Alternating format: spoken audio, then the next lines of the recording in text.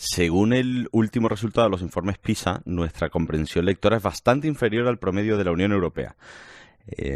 Además, es el peor resultado de los últimos 10 años. Quiero decir que cada año vamos a peor, ¿no? Pero le doy otro dato que preocupa un poco más, y es que desde que el hombre es hombre, nuestra inteligencia ha ido evolucionando, pues gracias a la calidad de vida, a la educación, la nutrición. Pero, bueno, esto lo medimos a través del cociente intelectual, que usted lo sabe. Esto hasta 2014. ¿Qué pasó en 2014? Que el efecto Flynn dio una vuelta. Por primera vez en la historia, el cociente intelectual de los hijos es menor al de sus padres.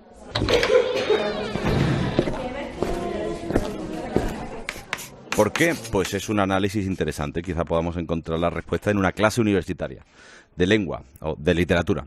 Aquí en la Universidad de Vigo. En este aula da clase don Jesús. En su mesa hay un libro que se titula Yo no soy un youtuber y usted no sabe nada sobre mí. Que vaya, dicho así me da un poco de cosa preguntarle, pero bueno, ahora vamos con eso. Lo que sí sé es que es profesor y que piensa que nuestro punto más débil es la ignorancia, que no es más que el fracaso de una democracia. Pasa, le voy a preguntar antes, no vaya a ser que... Don Jesús González, maestro, buenos días. Buenos días. En esto sí, ¿no? En esto de la ignorancia, de nuestro punto débil. Indudablemente sí, la ignorancia es lo que debilita al ser humano mucho más que cualquier otra cuestión. Es decir, la salud en un momento dado la perdemos y nos morimos, pero eso es ley de vida.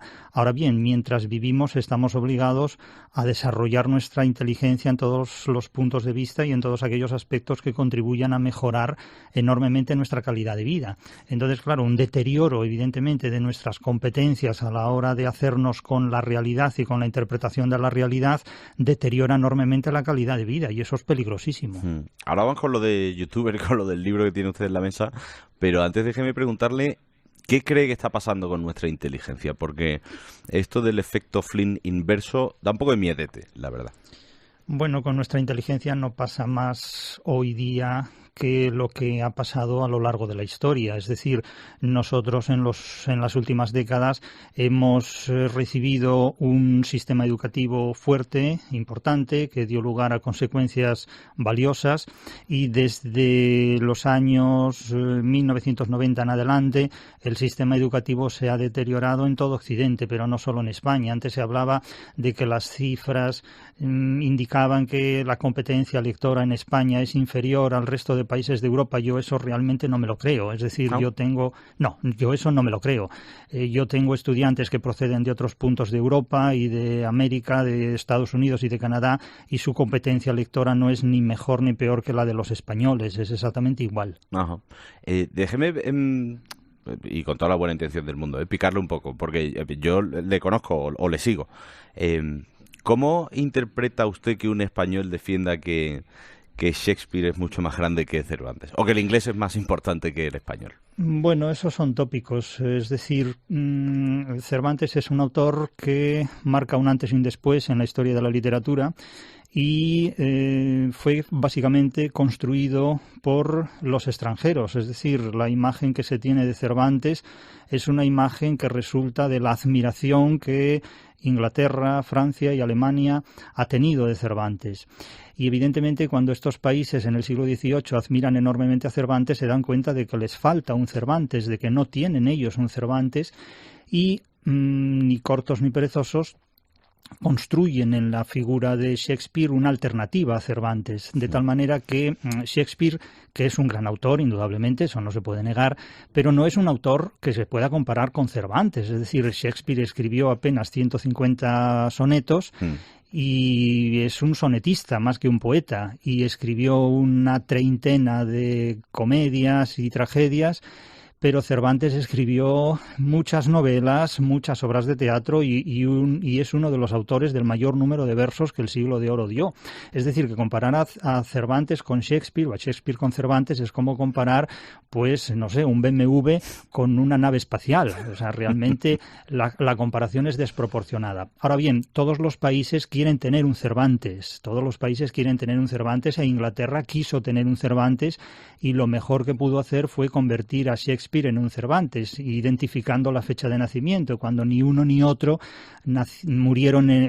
identificando la fecha de fallecimiento, cuando ni uno ni otro fallecieron el mismo día. Cervantes muere un 22 de abril, no un 23 de abril, y Shakespeare muere en mayo, porque Inglaterra usaba todavía el calendario juliano, no el calendario gregoriano. Tengas en cuenta que Inglaterra establece el calendario gregoriano en 1752 todavía, es decir, más de 100 años después que España. Es decir, Inglaterra era un país muy atrasado, prácticamente hasta finales del siglo XVIII, y trata de ponerse al día incluso en literatura, cuando en realidad eso no es posible. Entonces, es un tópico identificar a Cervantes y Shakespeare y Cervantes, pero en realidad son dos autores que no tienen nada que ver. Cervantes es la puerta a la modernidad, es un concepto de libertad que presenta en El Quijote y en muchas otras obras suyas, no solo El Quijote, y Shakespeare, sin embargo, presenta grandes personajes que nos remiten una y otra vez al mundo antiguo. Es decir, ningún personaje de Shakespeare es capaz de sobrevivir en el mundo moderno. Todos ellos son grandes figuras del mundo antiguo, son personajes que acaban enloquecidos, que acaban oyendo fantasmas, como es el caso de Hamlet, y que acaban fracasando constantemente. No hay ni un solo personaje de Shakespeare que pueda ser contemporáneo nuestro. Sin embargo, todos los personajes de Cervantes son nuestros contemporáneos. Déjeme que recuerde, don Jesús, que estamos hablando con usted, con el profesor Jesús González Maestro. Usted tiene una situación particular, le explico. El libro que tiene en la mesa dice: yo no soy un youtuber y usted no sabe nada sobre mí. Esto hay que explicarlo, porque si uno busca en YouTube Jesús G. Maestro, efectivamente sí encuentra cosas, encuentra clases de literatura, creo que de literatura comparada, que sube de un tiempo a esta parte. ¿Qué pasa? Que sus formas no han pasado desadvertidas para muchos usuarios en redes que trocean esas clases y sacan momentos que se hacen virales. Momentos como este. Escucha. ¿Para qué quiero yo que tú comentes nada de lo que digo? ¿Qué me importa a mí lo que tú pienses de lo que digo yo? ¿O es que tú te crees que yo hablo para oír lo que tú piensas? ¿O es que tú te crees que yo hablo en virtud de lo que tú me digas o de lo que tú me comentas? Era lo que me faltaba, hombre. Cómprate un amigo si no tienes con quién hablar, no te jode. Lo siento. Es decir, somos los mejores en literatura. Nadie tiene un Quijote. No lo podéis tener jamás. Es imposible. En el mejor de los casos podéis tener algún traductor inteligente para haceros ver de lejos más o menos lo que es el Quijote. Yo sé que hay algo bueno, no sé si de exageración, usted me lo contará, pero es toda una estrella. Que era un poco influencer, don Jesús. Bueno, en realidad yo no lo veo así en absoluto. Ni mucho menos, ¿no? Ni mucho menos. Y yo llevo explicando literatura desde hace más de 30 años, que fue cuando obtuve por oposición la plaza en la Universidad de Vigo, y después, bueno, pues desarrollé mi labor académica, docente y profesional en otras universidades de diferentes puntos de Europa, de Estados Unidos, de Canadá, etcétera, etcétera. Y ya desde hace ya más de 10 años comencé a grabar las intervenciones, las conferencias, las explicaciones sobre literatura, porque de la misma manera que resultaba útil escribir un libro y publicarlo, pues con la aparición de los medios audiovisuales resulta también útil grabar una clase y ponerla a disposición de todo el mundo. Y además hay algo que, al margen de, bueno, pues de lo más o menos chistoso que pueda parecer lo que dice un personaje que se sitúa ante la cámara, hay algo que es muy importante. Y es que el conocimiento no es barato, el conocimiento es algo muy caro, y poner a disposición de personas que no tienen medios o recursos o dinero simplemente para acceder a estudios superiores universitarios de literatura, poner a disposición de todo tipo de público y persona un conocimiento de lo que la literatura es, a mí eso siempre me ha parecido muy importante, ¿no? Claro, otra cosa es que luego, bueno, pues haya momentos más o menos graciosos, más o menos simpáticos, y la gente pues utilice esos momentos o esas secuencias y haga de ellas, pues, unos en un caso un chiste, otros un meme, otros una tesis doctoral. Sí. Eso ya depende naturalmente de cada uno, pero a mí en realidad lo que verdaderamente me importa es la literatura. Es decir, yo, como he dicho muchas veces, yo no hablo para que me presten atención. no hablo para que me hagan caso, yo hablo para que la literatura tenga un valor que hoy día no tiene, porque a mí me parece que efectivamente la literatura es una manera de reflexionar sobre muchos problemas de la vida que ofrecen soluciones en virtud de las cuales pues habrá gente que la sepa utilizar y gente que no la sepa utilizar, pero la literatura es mucho más importante de lo que parece. De hecho, en este libro, Una filosofía para sobrevivir en el siglo XXI, aborda muchas cosas, habla de muchas cosas, entre otras el miedo y de cómo empieza a dominar todo. Yo leí hace poco que entre los jóvenes se está desarrollando una suerte de nuevo trastorno, que es o trastorno, que es la telefonofobia, que es el miedo a hablar por teléfono, que luego se traduce a miedo a hablar con gente. Y hemos pasado de tener, tenemos miedo a todo, a trabajar, a ganar dinero, al compromiso, al amor duradero, a las amistades, a las relaciones sociales, a las ideas. ¿Por qué? Bueno, esa pregunta la puede responder mucho mejor que yo un psiquiatra o un psicólogo, pero yo tengo que decir que en un aula universitaria, que es lo que yo tengo delante desde hace 30 años, hay más problemas psicológicos, más problemas relativos a enfermedades y dolencias psicológicas que las que pueda haber en la consulta de un psicólogo o de un psiquiatra. Es decir, en un aula universitaria hay muchos problemas psicológicos. Y esto no se produce por casualidad, porque yo observo, insisto, tengo delante un historial docente de 30 años de actividad docente en diferentes contextos universitarios, españoles y fuera de España también. Y claramente he notado un incremento de los problemas, de las inquietudes psicológicas de la gente más joven. Es decir, yo cada año trato con personas de 17, 18, 22 años prácticamente, y he podido contrastar a lo largo de 30 promociones, de 30 años diferentes, los cambios que experimenta esta gente joven, y son abismales. Si los comparamos en 1994 a 2025, son realmente abismales lo que hay. Hay algo, perdón, discúlpeme es que pensaba en algo interesante ahora mismo, que creo que es interesante, que ahora necesitamos emocionarnos por todo. Creo que las redes sociales tienen mucha culpa en ello, ¿no? ¿Un profesor debe emocionar a sus alumnos? Bueno, vamos a ver, el profesor tiene como finalidad instruir en una determinada faceta a sus alumnos, pero yo lo he dicho muchas veces, los alumnos forman parte de mi trabajo, pero no forman parte de mi vida, de la misma manera que los oyentes de una emisora de radio forman parte del trabajo de un periodista, pero no de su vida.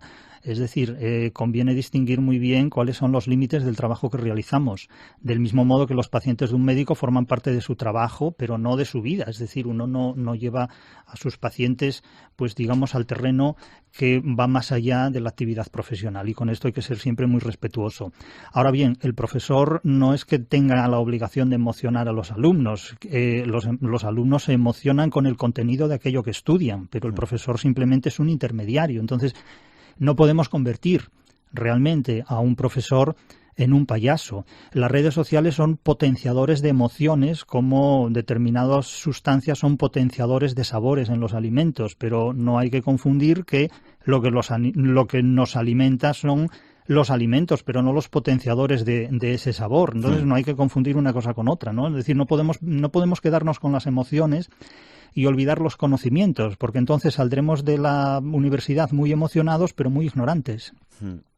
También aborda, en alguna de las frases de su libro dice que estamos en riesgo de mi generación, sobre todo, de perder la democracia. Y me gustaría hacerle un par de consideraciones que creo que son políticas, para que usted me dé su opinión. Claro, una sociedad entiendo que debe tener objetivos materiales. Y pongo un ejemplo: ayudar a que la gente que tenga dificultades les vaya mejor. Yo creo que para eso, dependiendo de quién gobierne ahora mismo, hay dos grandes marcos ideológicos.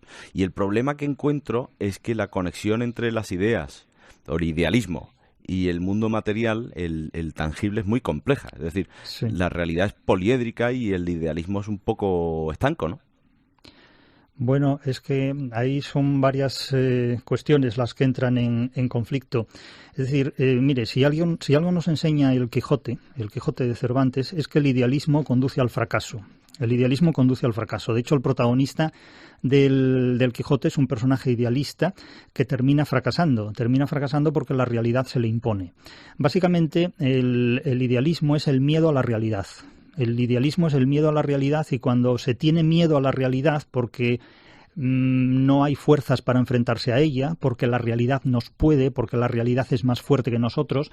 Entonces buscamos recursos ideales que traten de sortear esa debilidad que tenemos y nos hacemos una realidad a la carta. Nos imaginamos una realidad distinta de la que hay, pues para poder vivirla. Entonces hay gente que se miente a sí misma para poder enfrentarse a la realidad.